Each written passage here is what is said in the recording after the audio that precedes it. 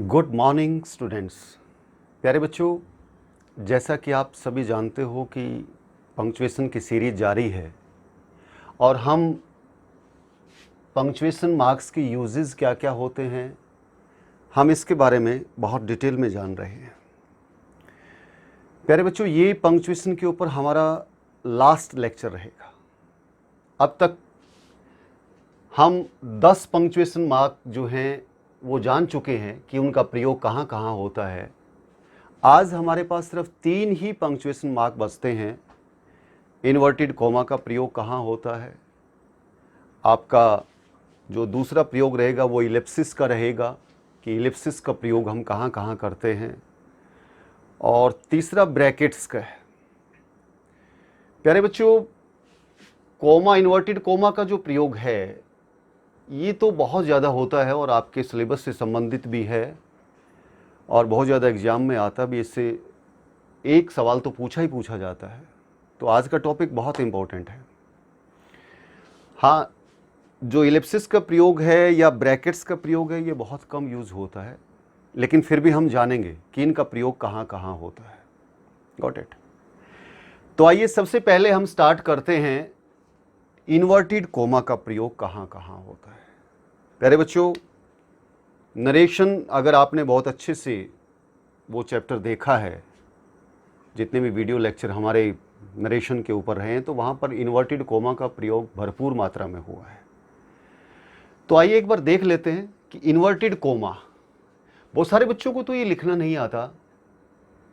देखिए, सबसे पहले तो आप ये देखिए कि इन्वर्टेड कोमा को लिखा कैसे जाता है। जो इन्वर्टेड कोमा होता है प्यारे बच्चों, वो ऐसे लिखा जाता है।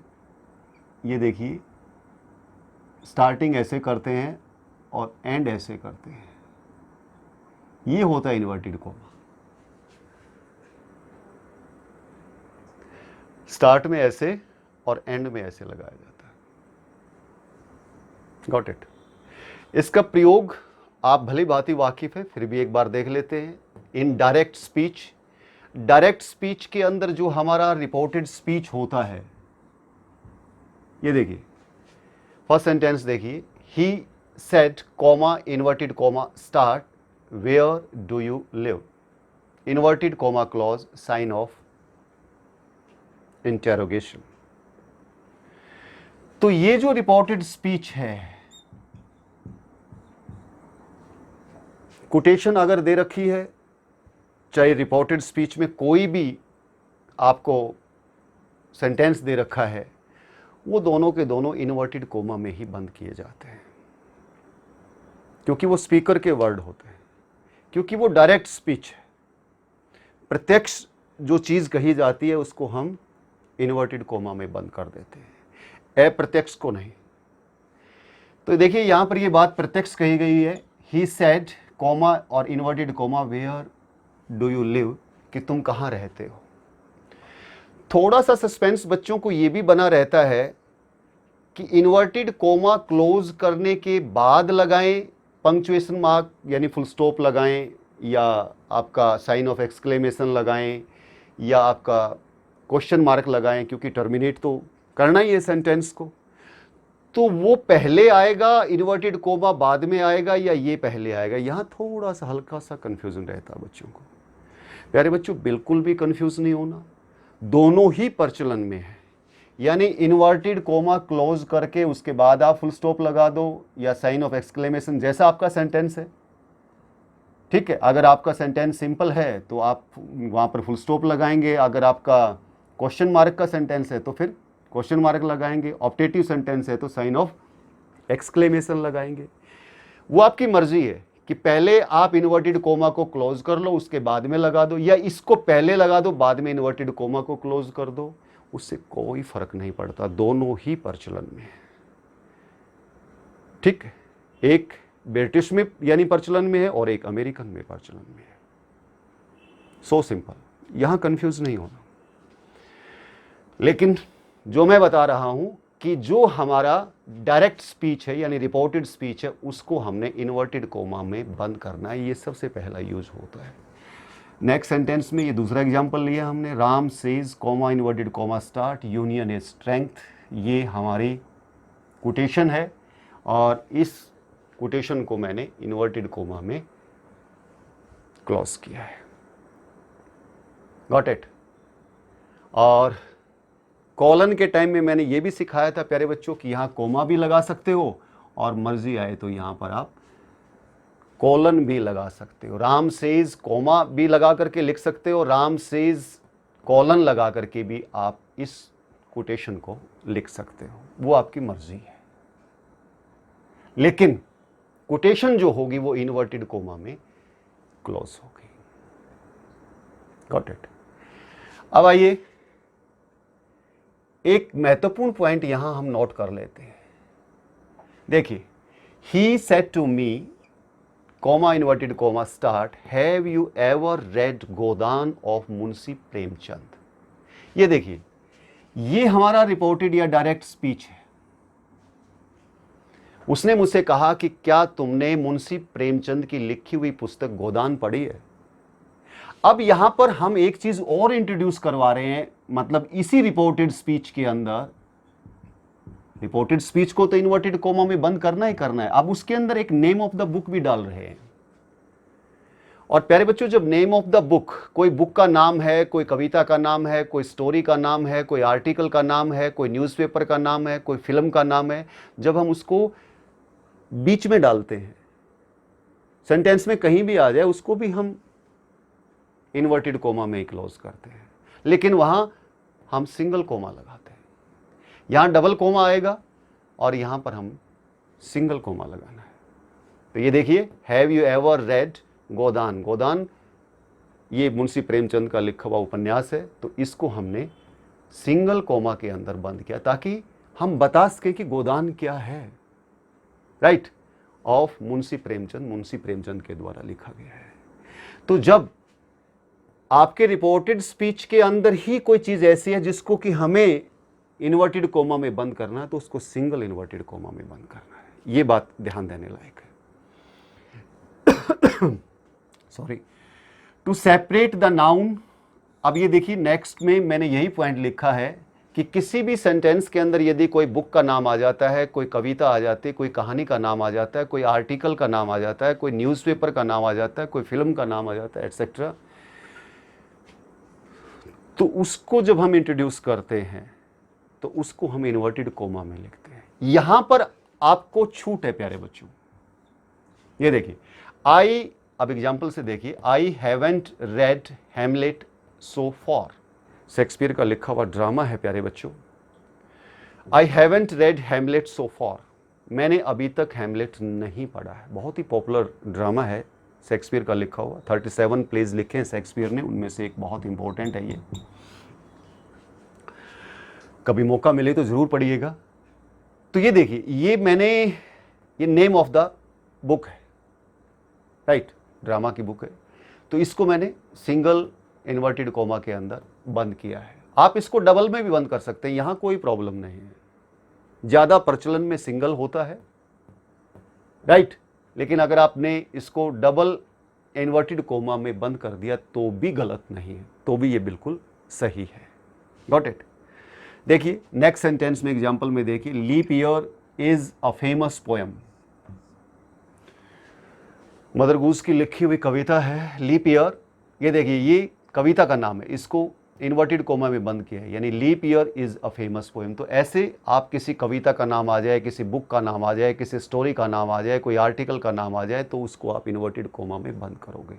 वो आपकी मर्जी है, आप उसको सिंगल में बंद करो या उसको डबल में बंद करो, लेकिन प्रचलन में सिंगल ज़्यादा है। I am reading the chapter, ये देखिए, ये पाठ का नाम आ गया। I am reading the chapter, मैं चैप्टर पढ़ रहा हूँ। कौन सा chapter? The last lesson. The last lesson ये पाठ है आपका। लास्ट लेसन मान लो आप, यानी पढ़ रहे हैं, तो उसको आपने चैप्टर का नेम में इन्वर्टेड कोमा में बंद कर दिया।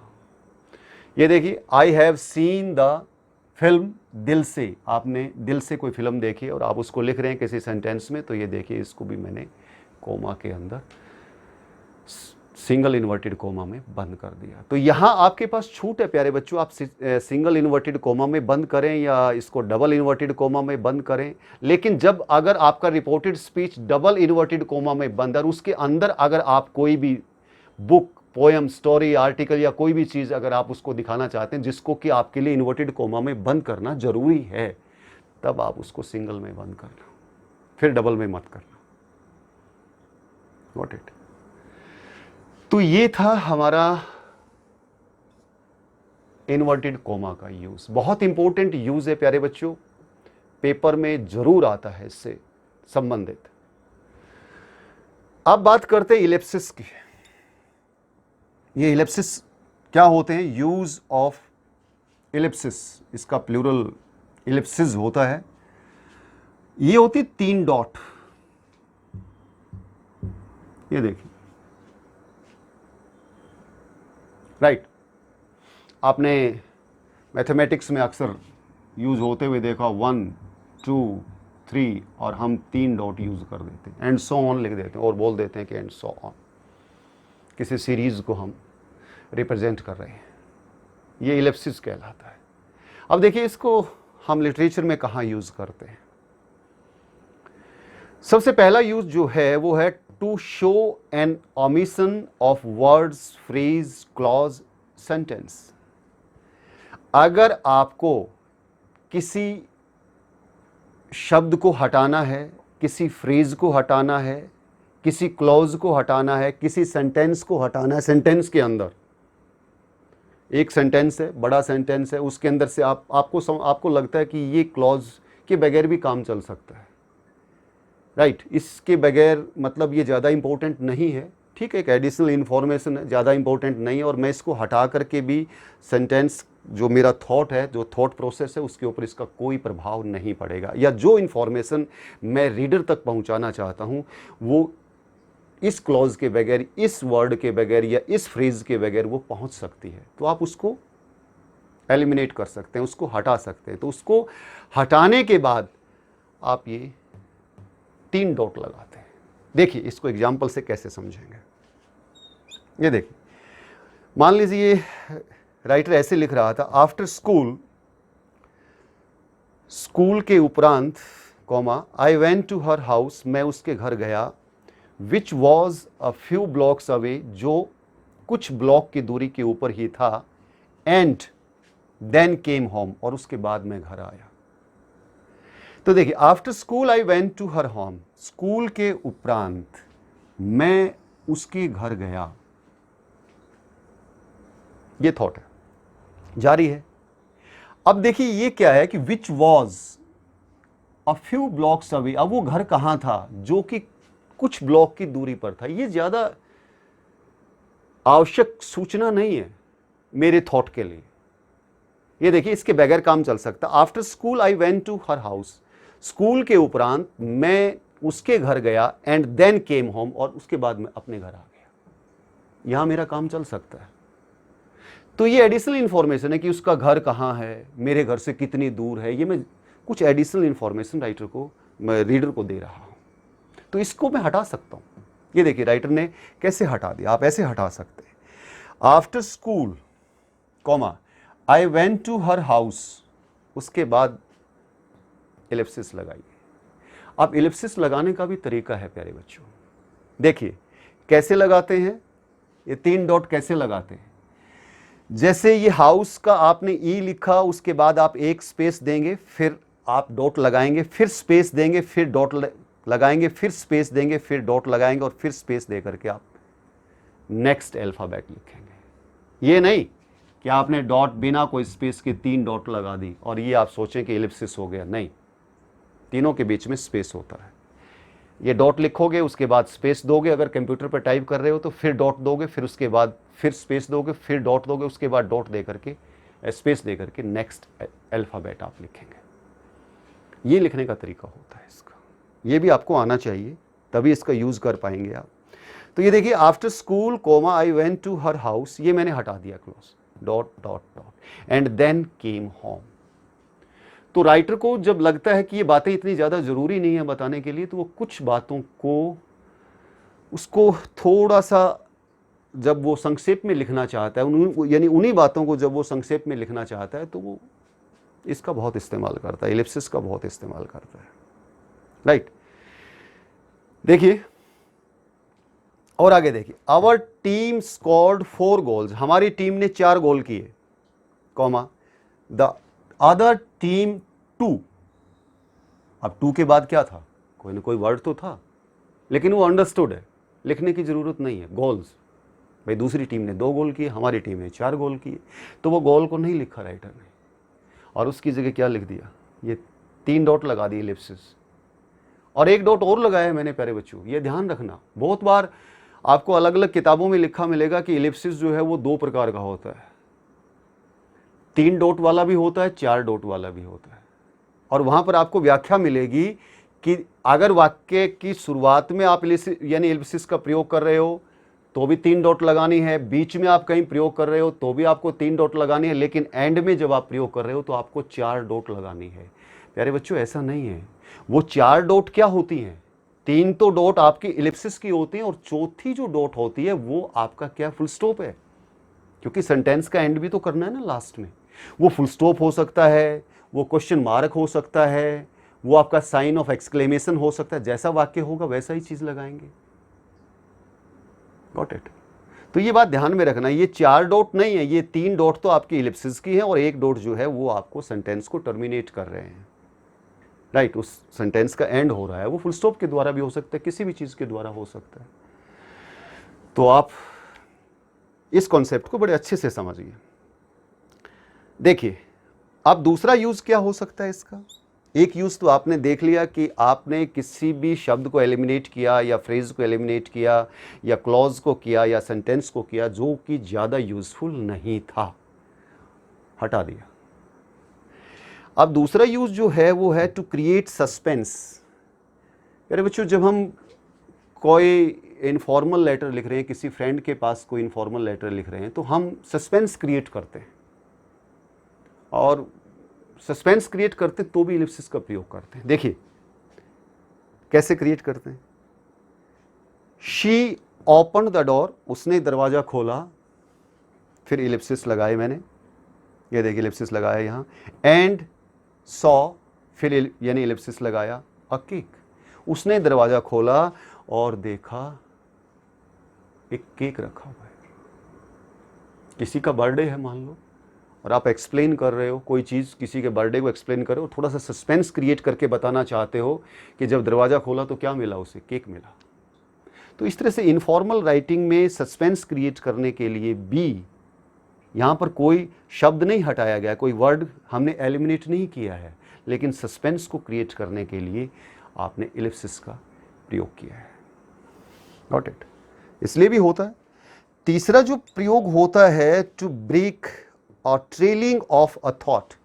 आप किसी थॉट को बीच में ही काट रहे हैं, यानी थॉट आपके दिमाग में है और आपने एकदम थॉट को काट दिया, वहीं पर छोटा कर दिया, उसको संक्षिप्त कर दिया। ट्रेलिंग ऑफ, संक्षिप्त करना, थोड़ा कर देना, कम कर देना उसको। देखिए कैसे किया, ये देखिए, for example, I know I saw my keys somewhere. मैं जानता हूं कि मैंने मेरी चाबियां जो हैं वो देखी हैं, कहीं कहीं देखी हैं मैंने मेरी चाबियां, बस वहीं काट दिया। उसके बाद आपने एलिप्सिस लगा दिया,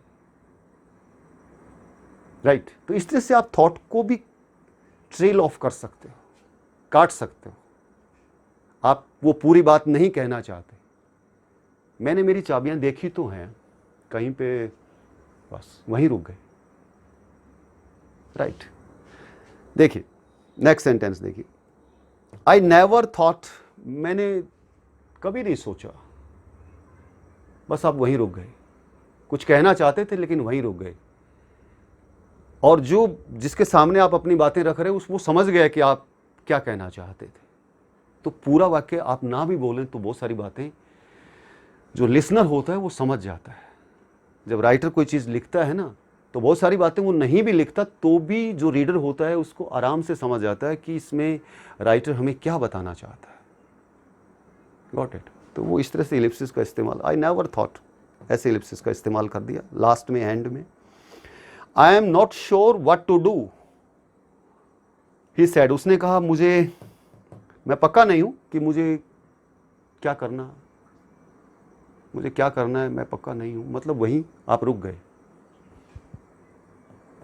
ट्रेल ऑफ कर दिया थॉट को, और उसके बाद आपने ये देखिए, ऐसे भी आप ट्रेल ऑफ कर सकते हो। तो प्यारे बच्चों, आपने देखा कि इन्वर्टेड कोमा का प्रयोग कहाँ होता है और इलिप्सिस का प्रयोग जो है वो कहाँ होता है। बिल्कुल भी आपने कंफ्यूज नहीं होना इलिप्सिस के साथ। इसके जो यूज़ मैंने बताए हैं कि किस प्रकार से वर्ड को, ये तो आपको अच्छे से समझ में आ गया क्योंकि ये तो आप यूज़ करते हुए आ रहे हो, राइट। ये रिपोर्टेड स्पीच को भी इन्वर्टेड कोमा में बंद करते हुए आ रहे हो। बस आपको लिखने का तरीका, बहुत सारे बच्चे ऐसे लिख देते हैं ना, दोनों तरफ से, बस यहां गलती कर देते। लिखने का ये जो स्टाइल है ना, ये ऐसे नहीं लिखना, ऐसे होना चाहिए 66 टाइप में, और फिर ये उल्टा, ये 99, 66 और 99 ऐसे। इससे तो शुरू करना है और इससे एंड करना है। बस ये लिखने का तरीका थोड़ा सा याद रख लीजिए। और आजकल तो मॉडर्न, अगर आप ऐसा ना भी लिखना चाहें तो आप ऐसे, अगर ऐसे भी बंद कर देंगे ना तो भी काम चल जाएगा, लेकिन फिर भी प्रॉपर लिखिए क्योंकि उसके लिखने का स्टाइल वो है तो वो ज़्यादा बेटर रहेगा। लेकिन ऐसे मत लिखिए, ये गलत स्टाइल है। तो ये तो आपको पता है, आपने अच्छे से नरेशन के अंदर बहुत डिटेल में सीखा हुआ है, और ये भी आप अच्छे से वाकिफ़ हैं। जब आप कोई भी चीज़ पढ़ते हैं तो इस तरह से किसी भी चीज़ का नाम अगर बीच में आ जाता है तो नेम ऑफ पोएम आ जाता है, आर्टिकल आ जाता है, बुक का नाम आ जाता है, लेसन का नाम आ जाता है, तो आप इसको भली भांति सिंगल इन्वर्टेड कोमा में बंद करते हैं। ये भी आपके लिए नई बात नहीं है, और ये भी नई बात नहीं है। बस नई बात आपके लिए इलिप्सिस थी, और यानी इलिप्सिस को आपको पता लग गया कि किस प्रकार से किसी शब्द को, किसी फ्रेज को, किसी क्लॉज को या किसी सेंटेंस को, जो कि हमें लगता है कि ये ज़्यादा इंपॉर्टेंट नहीं है, हम उसको हटा देते हैं, उसकी जगह इलिप्सिस का प्रयोग कर देते हैं, सस्पेंस क्रिएट करने के लिए भी और किसी थॉट को ट्रेल ऑफ करने के लिए भी, काटने के लिए भी हम इलिप्सिस का प्रयोग करते हैं। Got it. आइए अब हम हमारी जो लास्ट है 13 जो हमारा पंक्चुएशन मार्क है वो है हमारा ब्रैकेट्स। बहुत कम यूज़ होता है प्यारे बच्चों, लेकिन फिर भी जितना होता है एक बार उसको भी डिटेल में सीख लीजिए। तो आइए प्यारे बच्चों, अब हम हमारा लास्ट पंक्चुएशन मार्क देखते हैं 13 ब्रैकेट्स, एंड इनको हम पैरेंथेसिस भी कहते हैं। बहुत कम प्रयोग होता है, ज़्यादातर राउंड ब्रैकेट का ही ज़्यादा प्रयोग होता है इसका। तो सबसे पहले तो ये देखिए कि ब्रैकेट्स जो है वो 3 टाइप की होती हैं। वैसे मैथमेटिक्स में तो आपने लाइन ब्रैकेट भी देखी होगी प्यारे बच्चों। ब्रैकेट से वैसे आप अच्छी तरह से वाकिफ़ हैं, मैथमेटिक्स में बहुत यूज़ होता है इनका, राइट। लाइन ब्रैकेट होती है, राउंड ब्रैकेट होती है, कर्ली ब्रैकेट होती है, स्क्वायर ब्रैकेट होती है। मोस्टली 3 ही ब्रैकेट आपके लिटरेचर में यूज़ होती हैं, ये तीनों। इनको ऐसे लिखते हैं, इसको राउंड ब्रैकेट कहते हैं, कर्ली ब्रैकेट कहते हैं, इसको ब्रेसिस भी कहा जाता है। ये हमारी स्क्वायर ब्रैकेट होती है। सबसे ज़्यादा प्रयोग राउंड ब्रैकेट का ही होता है, इनका प्रयोग तो बहुत कम होता है। तो आइए अब हम देखते हैं कि ब्रैकेट्स का प्रयोग कहाँ कहाँ होता है। तो सबसे पहला प्रयोग हम देखते हैं राउंड ब्रैकेट का, किसका प्रयोग कहाँ पर होगा। तो पहला प्रयोग कहाँ है, टू प्रोवाइड सप्लीमेंट्री इंफॉर्मेशन।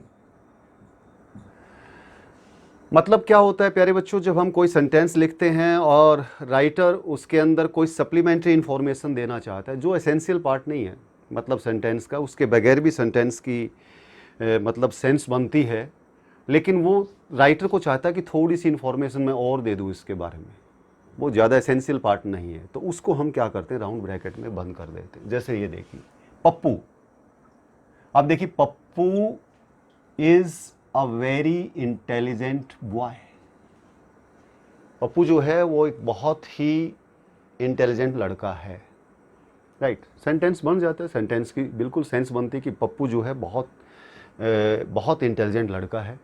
लेकिन इसके बारे में एक इन्फॉर्मेशन और भी दे रहा है, ये ब्रैकेट में दिया उसने, पप्पू राइटर बता रहा है कि I don't know his full name, मैं पप्पू, मैं उसका पूरा नाम नहीं जानता। तो मैं उसका पूरा नाम नहीं जानता, ये जो आपने बीच में सप्लीमेंट्री इंफॉर्मेशन डाली है, तो इसको आपको राउंड ब्रैकेट में डालना होगा। अगर आप किसी के कोई भी सेंटेंस के बीच में कोई भी सप्लीमेंट्री इंफॉर्मेशन डालना चाहते हैं तो उसको आप राउंड ब्रैकेट में डाल दीजिए। Got it. अब देखिए आगे, देखिए Amitabh Bachchan,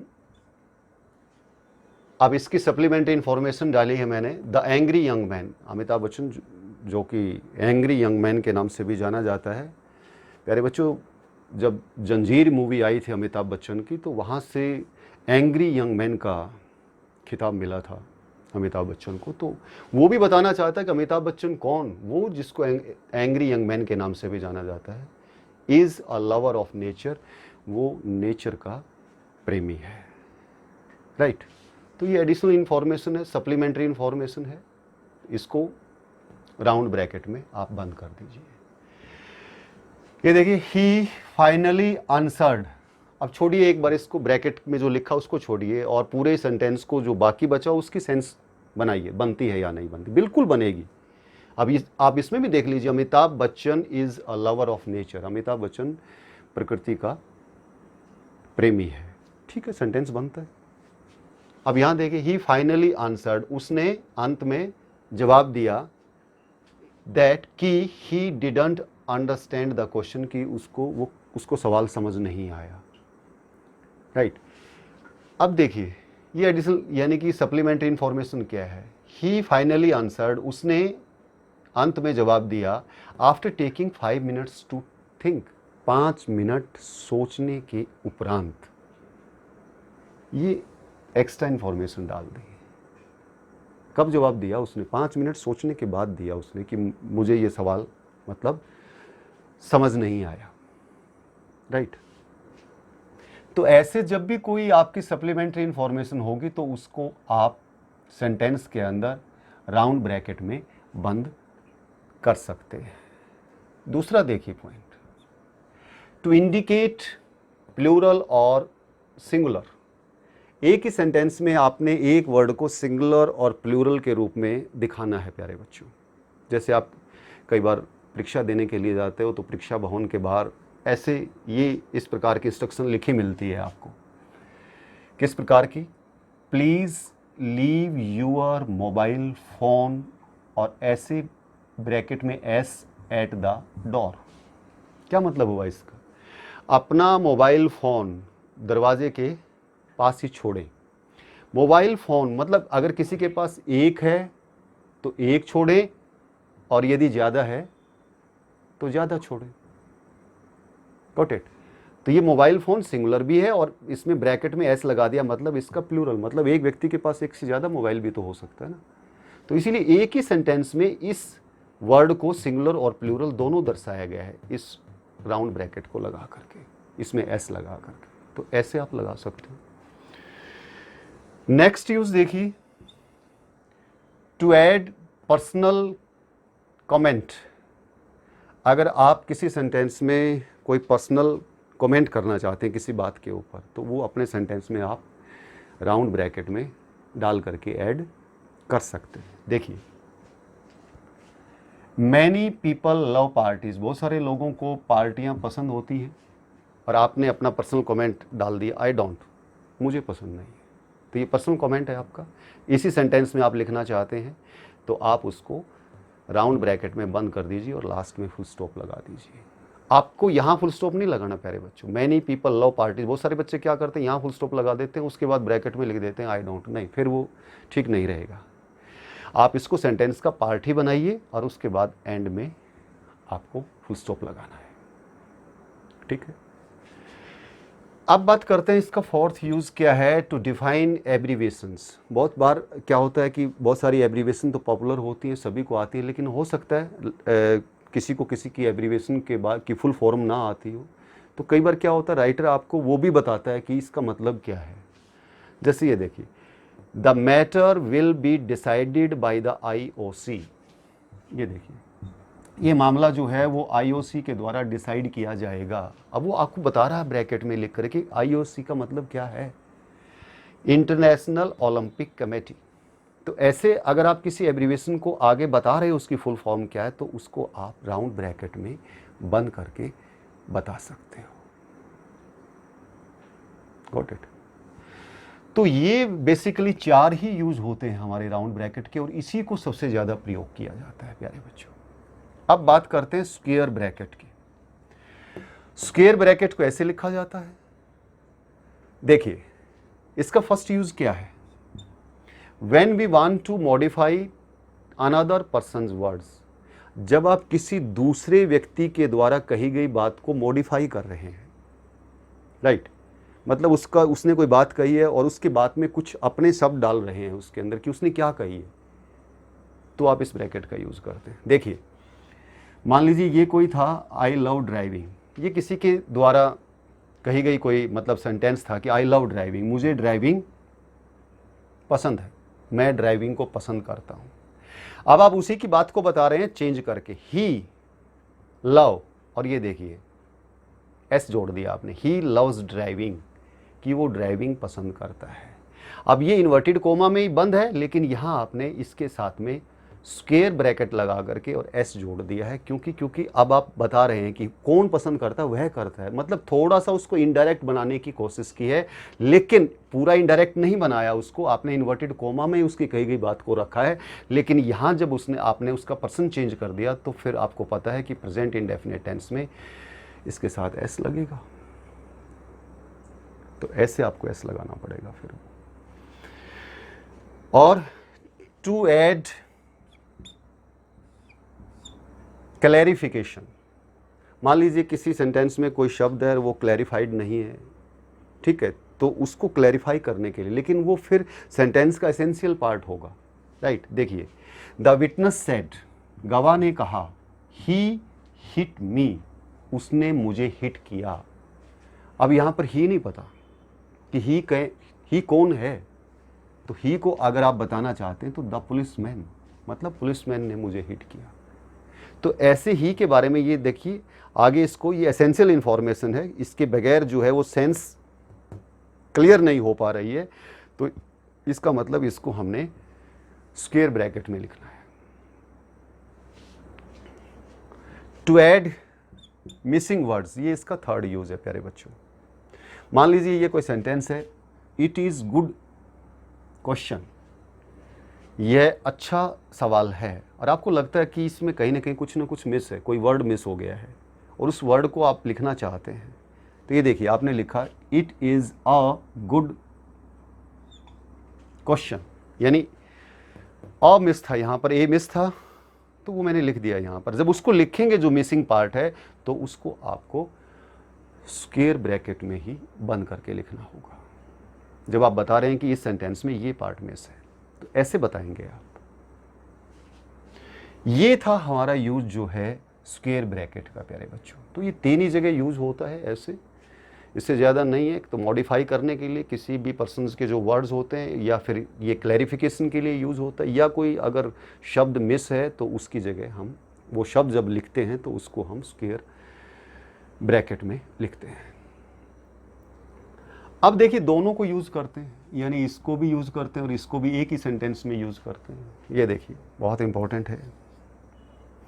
a thing of beauty is Joy for ever, ये फेमस कोटेशन है जॉन कीट्स की लिखी हुई।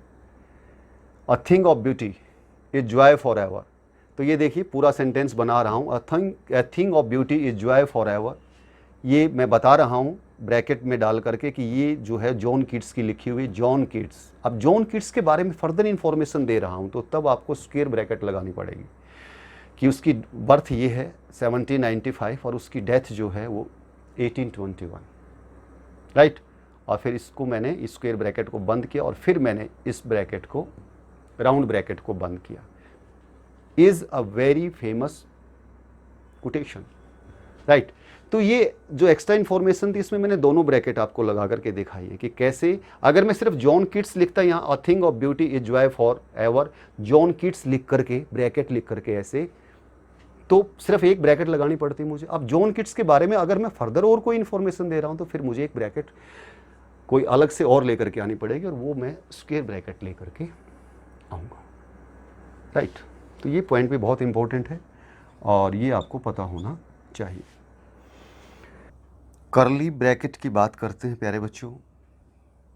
ये थर्ड हमारी कर्ली ब्रैकेट होती है। वैसे तो ज़्यादातर यूज़ प्यारे बच्चों राउंड ब्रैकेट का और स्क्वायर ब्रैकेट का ही होता है, लेकिन इसका भी यूज़ है। तो आइए देखते हैं कर्ली ब्रैकेट का यूज़ कहाँ कहाँ होता है। तो सबसे पहला यूज़ तो कंप्यूटर की जो प्रोग्रामिंग लैंग्वेज होती है प्यारे बच्चों, बच्चे जिनको लैंग्वेज के बारे में नॉलेज है, कंप्यूटर के ऊपर लैंग्वेज जैसे सी होती है, C++ होती है, तो उसके अंदर जो बच्चे प्रोग्रामिंग लिखते हैं तो वहाँ पर इस कर्ली ब्रैकेट का प्रयोग होता है।